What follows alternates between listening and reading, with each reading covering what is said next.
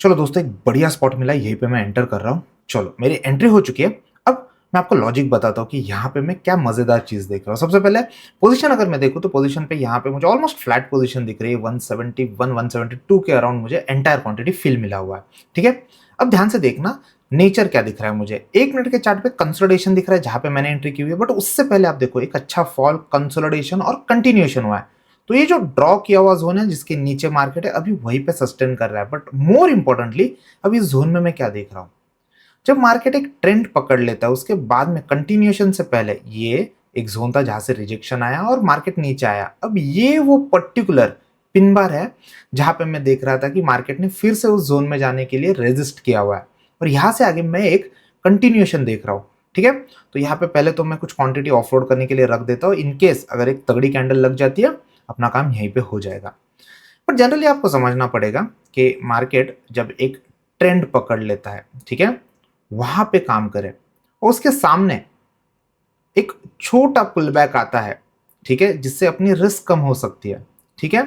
वहां पे क्या चीजें देखनी है और ओवरऑल मार्केट के रिलेटेड बायस कैसे बनाना है, क्या चीजें जब हम ऑर्डर पंच कर रहे होते हैं तब देखनी है, सारी चीजें, सारे लॉजिक्स जो है ना, एक बार ये ट्रेड खत्म हो जाता है मैं आपको अच्छे से एक्सप्लेन भी कर दूंगा। ठीक है? बाय द वे, जस्ट अभी मैं देख रहा था कि Trump is basically into the middle east countries, जहाँ पे आपको पता है सारी चीज़ों के बारे में कि किस तरीके से भाई साहब बयान देते हैं, हर एक चीज़ को डिस्कस करते हैं। So he was discussing with Tim Cook, as he said कि he personally don't like the way Apple wants to invest in India.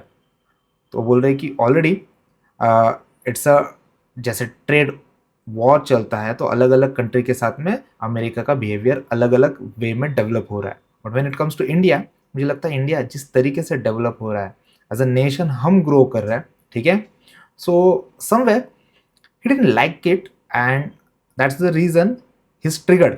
और उसने बताया टीम कुक को कि भाई आप देखो कि प्रोडक्शन ज़्यादा से ज़्यादा आप इंडिया में ले सको। ठीक है? तो कुछ चीज़ें रहती है जो हमें लगता है कि मार्केट को अफेक्ट करती है, तो मैं इसके बारे में भी आपको अच्छे से एक्सप्लेन कर दूंगा। बाय द वे, ट्रेड अपना एकदम फ्लैट हो गया, थोड़ा इनिशियली प्रॉफिट दिख भी रहा था, बट चलो देखते हैं। अगर ये लंबा खींच गया तो मैं कोई भी एक्शन लेता हूँ इस ट्रेड में, मैं आपको अपडेट कर देता हूँ। ठीक है? बाय द वे, बहुत छोटी रिस्क है, 7 से 8 पॉइंट की मैक्सिमम यहाँ से आगे रिस्क रहने वाली है। अगर उतनी एग्जॉस्ट हो जाती है, मैं ट्रेड को छोटे लॉस के साथ में काट भी दूंगा। तो मैं आपको अपडेट करता हूँ इसके बारे में। चलिए दोस्तों, जब कभी मार्केट आपके डायरेक्शन में जा रहा है या आपके अगेंस्ट जा रहा है, बट आपके सेटअप का पार्ट है ना, आप कंफर्टेबली वहां पे खड़े रह सकते हो। अब देखो, यहाँ पे मार्केट क्या करने की कोशिश कर रहा है, एक छोटा जो टाइट कंसोलिडेशन बना था ना, वहां पे पिन बार जैसी कैंडल बनने के बाद कंसोलिडेशन बड़ा फैल गया और अब देखो लोअर लो बनाने की अटेम्प्ट हो रही है। तो जहां से मैंने एंट्री ली हुई थी ना, वहां तक ही मैं ट्राई करूंगा कि अब एसएल को ट्रेल करके लेके आ सकूं। ठीक है?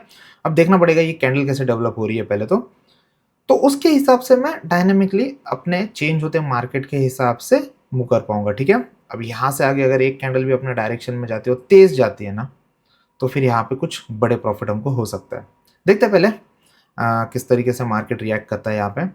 बट जनरली आप कोई न्यूज़ सुनते हो, मैं जैसे फॉर एग्जांपल मैंने अभी एप्पल की न्यूज़ बताई, या फिर अभी धीरू भाई अंबानी, सॉरी मुकेश अंबानी अभी दोहा में गए हुए हैं। ठीक है? तो कुछ चीज़ें जो हमको न्यूज़ में फ्लैश होते रहते हैं, वहाँ पे वो ट्रम्प को मिलने वाला है। बट इन चीज़ों का आउटपुट क्या आएगा, whether it is good for Reliance, whether it is good for industry और ओवरऑल आर इकोनॉमी। ठीक है? ये सारी चीज़ें ना आप छोटे टाइम फ्रेम पे ट्रेड कर रहे हो ना, तो दिमाग में नहीं लेनी चाहिए। आप मार्केट जब सीख रहे हो ना, तो प्राइस एक्शन को रीड करना सीखो। प्राइस एक्शन अपने डायरेक्शन में जा रही है तो ट्रेड को कैसे ओवरऑल मैनेज करें, अगर नहीं जा रही है तो रिस्क को कैसे कम करें, इन चीज़ों पे ज़्यादा फोकस करेंगे। ठीक है? अदरवाइज जैसे जैसे ट्रेड स्टॉर्म है तो वहाँ पे हमको बिल्टअप दिखता है। ठीक है? चलो अब देखो, एक बढ़िया कैंडल बनी, क्लोजिंग आई हुई है, एक अच्छी बात है कि क्लोजिंग आई हुई है यहाँ पे। तो अब यहाँ से आगे थोड़ा कंटिन्यूएशन होता है ना, मार्केट अगर डे लो के पास जाता है, मैं यहीं पे तुरंत सौदा निकाल देता हूँ 91,000 82,000। चलो ठीक है, देखते हैं यहाँ पे कैसे डेवलप हो रहा है। बस पिन बार ना बन जाए, नहीं तो फिर ना मज़ा नहीं आएगा, क्योंकि नीचे रिजेक्शन जोन है 24,500 का, एक रिजेक्शन जोन भी है जहाँ से मार्केट घुमा था। तो यहाँ पे थोड़ा मुझे एक्टिव रहना है, देखना है कि कहाँ तक मार्केट मूव हो रहा है। उसके सामने अब जो कैंडल डेवलप हो रही है ना, वो कैसे जा रही है। ठीक है? सो 83-84,000 के डिसेंट प्रॉफिट तो हो रहा है। लेट्स से देखते हैं। बाय द वे न्यूज़ जब किसी स्टॉक पे चलती है ना, स्टॉक का ऑर्डर फ्लो बहुत तगड़ा हो जाता है, वो हमको ना क्लियरली ट्रेड स्टॉक में दिखता है। चलो 92,000 एक स्ट्रॉन्ग कैंडल क्लोज हो जाए ना, मज़ा आ जाएगा। चलो कैंडल तो ठीक ठाक ही क्लोज हुई है, बट ऑप्शंस के प्रीमियम देखो, एक तो रिजेक्शन जोन है यहाँ पे, और ऑप्शंस के प्रीमियम वहाँ पे बढ़ नहीं रहे। ठीक है, तो यहाँ पे ना थोड़ा क्विकली मैं प्रॉफिट बुक करने के लिए रेडी रह लेता हूँ। चलो ठीक ही जा रहा है ये। आइडल जोन है मैं, और आपको बता भी दूंगा कि इसके बाद कैसे मैं ट्रेड को मैनेज करूंगा। जो ब्रेकआउट कैंडल मुझे चाहिए थी ना, वो अभी भी मिसिंग है। एनीवेज चलो ठीक है।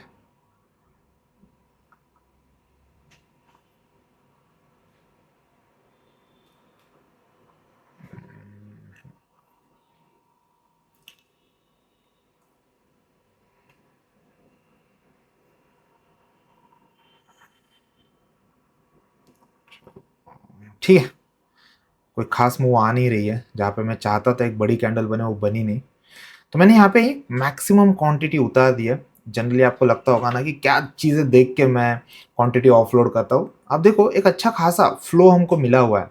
ठीक है, डिसेंट 88,000 के प्रॉफिट भी मुझे यहाँ पे दिख रहे हैं। उसके सामने ऑर्डर्स अगर हम देखें तो 188 के पास में मुझे एग्जिट मिली हुई है मेजर क्वांटिटी के लिए। अब देखो यहाँ पे कैंडल्स एग्जॉस्ट हो रही है। बेसिकली जो एसएल ट्रेल करने के बाद में हम रिस्क को काफ़ी कम या ऑलमोस्ट न्यूट्रल कर देते हैं। ठीक है, अब उसके बाद में जब मार्केट आपके डायरेक्शन में जाती है ना, तो आपको क्या देखना होता है। आप देखो ये जोन टूटा, बड़ी कैंडल बनी। ठीक है, तो उसी बड़े कैंडल का बेस मेरे लिए ट्रेलिंग के लिए हो सकता है, बट वो ऑलमोस्ट जहाँ पे मैंने एंट्री ली थी वहीं पे है। तो मैं चाहूँगा कि और पास में लाके इसको ट्रेल करवा दूँ। तो जो ये छोटी छोटी कैंडल बन रही है ना, इसी का बस 183, ठीक है 183 184 ये जो बेस है ना, इसी के पास में मैं पहले तो ना बची हुई क्वांटिटी को ट्रेल कर लेता हूँ, और उसके बाद में फिर हम आराम से बैठने की कोशिश करेंगे। एक तो एसएल बहुत पास में है, मुझे लगता है क्विकली हो भी जाएगा। 8 पॉइंट का बफर रख रहा हूँ मैं यहाँ पे, देखते हैं फिर। ठीक है, जनरली ना जहाँ पे देखो अभी कैंडल कैसे दिख रहे हैं हमको, एग्जॉस्ट होते दिख रहा है। ठीक है, जब कैंडल एग्जॉस्ट होते हैं ना, तो फिर वहाँ पे ना आप ट्रेड में ज़्यादा होप के साथ बैठो, उससे अच्छा कुछ पार्ट बुकिंग करके ट्रेलिंग करके पास आ जाओ, वो कभी भी ठीक रहता है। ठीक है, चलो अपना तो पूरा क्वांटिटी अब यहीं पे निकल गया। एक बार देख भी लेते हैं, तो 82,000 के प्रॉफिट हुआ है। ठीक है, डिसेंट प्रॉफिट हुआ है। ऑर्डर्स भी अगर मैं देखूँ तो 182 के अराउंड मुझे रेस्ट क्वांटिटी का फिल मिला हुआ है। ठीक है, अब ना मैं आपको अच्छे से लॉजिक बता देता हूँ कि क्या चीज़ें मैं देख रहा था और क्या जोन्स मुझे दिख रहे थे जिसके सामने मैंने ये ट्रेड डिसीजन लिया था। और अच्छी बात है कि 10:09 के आसपास ही मेरा ट्रेड खत्म भी हो चुका है, क्योंकि मुझे नहीं लगता मैं स्टॉक के ट्रेड के लिए आज अवेलेबल हूँ। तो लेट्स सी, अब लॉजिक समझते हैं अच्छे से। अब दोस्तों यहाँ पे देखो, मार्केट 5 मिनट के टाइम फ्रेम पे अच्छा खासा रेड कैंडल बना के कंटिन्यूएशन दिखा रहा है। ठीक है, अब ऐसे डाउन मूव में मेरे लिए वो की जोन कौन सा था जहाँ पे मुझे काम करना था। तो उसके लिए मुझे पहले सबसे क्या करना पड़ेगा, सबसे पहले तो मुझे देखना पड़ेगा प्रीवियस डे में, यानी इससे पहले ट्रेडिंग सेशन में किस तरीके की एक्टिविटी हुई थी। ठीक है, और उस पर्टिकुलर एक्टिविटी में कल का देखो मार्केट कैसा था, अच्छा अप मूव हुआ, उसके बाद में थोड़ी सेलिंग आई। ठीक है, और क्लोजिंग जो है ना डे के बीचों बीच हुई। तो अपने लिए ना जनरली जब भी मार्केट डे के बीचों बीच क्लोज होता है ना, तो अच्छे रेफरेंस लेवल मिल जाते हैं दोनों साइड में। ठीक है, तो सबसे पहले तो रेफरेंस लेवल्स हम समझ लेते हैं, यानी अच्छे बाइंग और सेलिंग के जोन। ठीक है, ऊपर में आप देखो एक सेलिंग का जोन यहाँ पर है, उसके ऊपर भी मुझे एक सेलिंग का जोन दिख रहा है। ठीक है, अब नीचे में जहां पे मार्केट ने लास्ट मूव में टर्न लिया था, उसी जोन के पास में मुझे एक बायर का भी जोन दिख रहा है। ठीक है, अब ना जोन एवरीडे बनते हैं, जोन के पास मार्केट आता है, वहां पे क्या एक्टिविटी होती है ना, ये देखना है। ठीक है, अब देखो जनरली ना लोगों को मैं थोड़ा समझाने की कोशिश करता हूँ। ठीक है, यहाँ पे आप देखो पहले 5 मिनट के बाद ही एक पिन बार बनी। ठीक है, पिन बार जनरली रिवर्सल दिखाता है। आप छोटे टाइम फ्रेम पे जाके हम देखेंगे ना, आप यहाँ पे ध्यान से देखना। ठीक है, यहाँ पे अगर मुझे इसी पर्टिकुलर जोन में, क्योंकि एक बायर का जोन है, अब देखो कैंडल एक बार जोन बना देती है ना, एक अच्छी कैंडल उस जोन को तोड़ के ऊपर आ जाए ना, एक छोटा सा जोन तोड़ के भी एक कैंडल सस्टेन हो जाए ना, तो फिर मैं यहीं पे छोटा एसएल डाल के रिवर्सल के लिए जाऊंगा। ऊपर में सेलर का एरिया दूर था तो अच्छा रिस्क रिवॉर्ड रेशियो भी मिलता, बट मुझे वहाँ पे वो कुछ मिला नहीं, मैंने वहाँ पे रिवर्सल ट्रेड लिया नहीं। ठीक है, अब यहाँ से आगे क्या हो रहा है, बार-बार रेजिस्टेंस वहीं पे आया और एक अच्छी स्ट्रॉन्ग कैंडल ने नीचे में ब्रेक डाउन कर दिया। अब देखो ध्यान से देखना, यहाँ पे प्राइस एक्शन किस तरीके से डेवलप हो रही है। मार्केट में ब्रेक डाउन तो आ गया, ठीक है, और ब्रेक डाउन के पास में आप देखो छोटे-छोटे कैंडल बन रहे थे, यहाँ पे आया है कंटिन्यूएशन, ठीक है, और कंटिन्यूएशन बहुत स्ट्रॉन्ग था। तो ये क्लियर ट्रेड था जो मेरा मिस हो गया, ठीक है, छोटे एसएल के साथ में इस पिन बार के बॉटम में जहाँ पे छोटा कंसोलिडेशन चल रहा था और टूटा, वहां पे मैं ट्रेड कर सकता था। ये रिजेक्शन रहते, लास्ट लेग रिजेक्शन, जैसे ये निकल जाते हैं ना फिर एक मूव तेज लगती है, तो एक बढ़िया मूव लगी है 2 कैंडल में, मुझे लगता बहुत बढ़िया प्रॉफिट भी हो जाता, मिस हो गया। अब मुझे इतना तो पता है कि सेलर्स ने यहाँ पे एक पोजीशन क्रिएट तो कर दी है, तो पहला बायर जो था अब इसी पर्टिकुलर जोन का ब्रेकडाउन के बाद सेलर का काम करेगा, यानी बेसिकली क्या है, सपोर्ट टर्न रेजिस्टेंस। अब मुझे 1 मिनट के टाइम फ्रेम पे इतनी छोटी चीज देखने के बाद एक ट्रेड डिसीजन लेना है, तो यहाँ पे मेरा फोकस था कि एक और रिजेक्शन कैंडल में देखो, पिन बार रिजेक्शन कैंडल्स होते हैं, आपको प्राइस एक्शन कभी समझ नहीं है ना, तो जोन्स को अलाइन करके देखो। अब देखो छोटे छोटे कैंडल बन रहे हैं ना, यहीं पे मेरा काम हो गया, ठीक है। तो बेसिकली इसी जोन के अंदर एक छोटे एसएल के साथ में अगर मुझे काम करने का मौका मिलता है, तो यहाँ पे मैं अपनी अपॉर्चुनिटी ग्रैब करने की कोशिश करूंगा। एग्जैक्टली वही मैंने किया, ठीक हो। 957, 958, 958 वाली वो कैंडल है जहाँ पे मैंने काम किया था, तो जैसे ही वो जोन ब्रेक होते दिखा मैंने वहां पे ट्रेड ले लिया। तो बहुत छोटा एसएल था, पिन बार रिजेक्शन जो था उसी का हाई मेरे लिए एसएल का काम करने वाला था। उसके सामने अगर डे लो तक भी आ जाता है, 1 मिनट के टाइम फ्रेम पे आपको इनफ इनफ स्पेस मिल जाती है ट्रेड एग्जीक्यूट करने के लिए, ठीक है। तो जैसे ही ये कैंडल्स लगने मेरे डायरेक्शन में जाने स्टार्ट हुआ, मैंने वहां पे कुछ पार्ट बुकिंग कर ली। अब देखो ध्यान से समझना यहाँ पे क्या हो रहा है, छोटे छोटे कैंडल्स जनरली क्या करते हैं, आइदर साइडवेज होकर कंटिन्यूएशन दिखाएंगे या रिवर्सल ले सकते हैं। बट जहां मैंने रिस्क ऑलमोस्ट ना के बराबर कर दी, यानी ट्रेड रिस्क फ्री हो गया, अब मार्केट मेरे डायरेक्शन में जा रहा है, तो मुझे वहां पे लो रिस्क के साथ में कुछ प्रॉफिट बुक करने का मौका मिलता है। मैं कभी भी वो मिस नहीं करता हूँ। लोगों को लगता है कि बहुत छोटे मुंह के साथ आप निकलने की कोशिश करते हो, भाई छोटे छोटे कैंडल्स जहाँ पे आपको पार्ट बुकिंग का मौका देते हैं, उसके साथ में आपको ट्रेलिंग का मौका देते हैं। देखो पार्ट बुकिंग और ट्रेलिंग मेरे स्कैल्पिंग के ट्रेड का एक क्रूशियल पार्ट है, ठीक है। तो ये सारी चीजें जो है ना मैं वेडनेसडे के लाइव सेशन में ट्रेडर्स को बताता हूँ, ठीक है। तो आपको ये समझना पड़ेगा कि स्कैल्पिंग एक, बोलते हैं ना कबड्डी कैसे खेलते हैं हम, किसी को छू लिया तो आपको पता है आपने एक वैलिड काम कर दिया है, तो अब लेके भागो। इतने 4 कैंडल में अगर मुझे एक डिसेंट प्रॉफिट आ रहा है, एक बड़े कैंडल में मुझे डिसेंट प्रॉफिट आ रहा है, आप आपका प्रॉफिट बुक कर लो, ठीक है।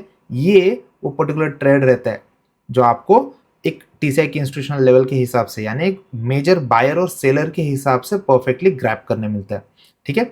अदर देन दिस बहुत सारे ट्रेडर ऐसे भी रहते हैं जिनको हाई टाइम फ्रेम पे काम करना होता है और थोड़ा कंफर्टेबली काम करना होता है, ठीक है। तो वो कैसे काम होता है वो भी वेडनेसडे को, मैंने लास्ट वेडनेसडे को ट्रेडर्स को बताया था। कमिंग वेडनेसडे को अपना सेशन है, जिन्होंने एनरोल कर लिया है या जो एनरोल करना चाहते हैं, मेक श्योर करो इस वीकेंड में आप अच्छे से सारे स्ट्रैटेजीज के थ्रू जाओ, ठीक है। तो डिसेंट ट्रेड चला, 82,000 के प्रॉफिट आए। मैं एक बार इसको वेरीफाई भी करवा देता हूँ, ठीक है। सो अदर देन दैट दोस्तों, आज जैसे मैंने कहा, अब ना मैं यहाँ से आगे स्क्रीन के सामने अवेलेबल नहीं हूँ, तो स्टॉक ट्रेडिंग तो आज मैं नहीं करने वाला हूँ। बहुत सारे ट्रेडर्स ऐसे भी रहते हैं जिनका वो ट्रेड मेथड भी एकदम परफेक्ट है। वो क्या करते हैं, जैसे ही उनको एक वैलिड स्टॉक मिल जाता है एंट्री कर लेते हैं, स्टॉप लॉस प्लेस करते हैं, टारगेट प्लेस कर देते हैं और फिर डे को छोड़ देते हैं, और मोस्टली मोबाइल से ट्रैक करते हैं क्योंकि बहुत सारे दूसरे काम भी रहते हैं। अब मेरा थोड़ा, मैं ओल्ड स्कूल मेथड काम करता हूँ। मैं अगर स्क्रीन के सामने हूँ तो मेरा डिसीजन मेकिंग थोड़ा मुझे लगता है बेटर होता है, इसलिए मैं ट्राई करता हूँ अगर एक क्वांटिटी हो, यानी एक लॉट हो या 100 लॉट हो, स्क्रीन के सामने हो तो वहाँ पे मैं बेटर डिसीजन ले पाता हूँ। बट मैंने देखा हुआ है लॉन्ग टर्म में बहुत सारे लोग जो अच्छे रिस्क रिवॉर्ड रेशियो के साथ में ट्रेड को ओपन छोड़ देते हैं, ठीक है। अगर एग्जीक्यूशन सही प्रोसेस के साथ में किया होगा, ठीक है, टूल्स जैसे ट्रेड स्टॉर्म होता है जहाँ पे आपको अच्छे एक्टिव स्टॉक्स एक्टिविटी कहाँ पे हो रही है ये दिखाते हैं, तो छोटे स्टॉप लॉस के साथ में हम एंटर करके वहाँ पे टारगेट के लिए छोड़ देंगे, वहाँ पे भी आपका डिसेंट काम होता है, ठीक है। तो ट्रेड स्टॉर्म सभी के लिए फ्री है, उसका मैक्सिमम एडवांटेज ले लो। ओवर द वीकेंड कुछ चीज़ें हैं जो मैं उसमें ऐड करने वाला हूँ। मोस्ट ऑफ ट्रेडर्स को अब जब टूल का एक्सेस है उनको स्टॉक के साथ और एक्यूरेसी के साथ काम करना है, ठीक है? तो कमिंग वीकेंड मैं आपके लिए कुछ वीडियो भी ऐड करने वाला हूँ ट्रेडस्टॉर्म के डैशबोर्ड पे कि किस तरीके से आप ट्रेडस्टॉर्म में पार्टिसिपेट कर सकते हो और एक्टिव स्टॉक से ज़्यादा benefit as a options trader या फिर इवन इक्विटी ट्रेडर कैसे ले सकते हो उसके बारे में मैं आपको थोड़ा गाइड करूंगा। इस पर्टिकुलर वीडियो से अगर आपको थॉट प्रोसेस मेरी पता चली होगी कि कैसे मैंने ट्रेंड ट्रेडिंग में पुल बैक में पार्टिसिपेट किया और ओवरऑल एज अ ट्रेडर अगर आपको ये सारे वीडियोस हेल्प कर रहे हैं, इस वीडियो को लाइक करो और फॉलो करो ट्रेडिंग कैफे इंडिया को। Thank you.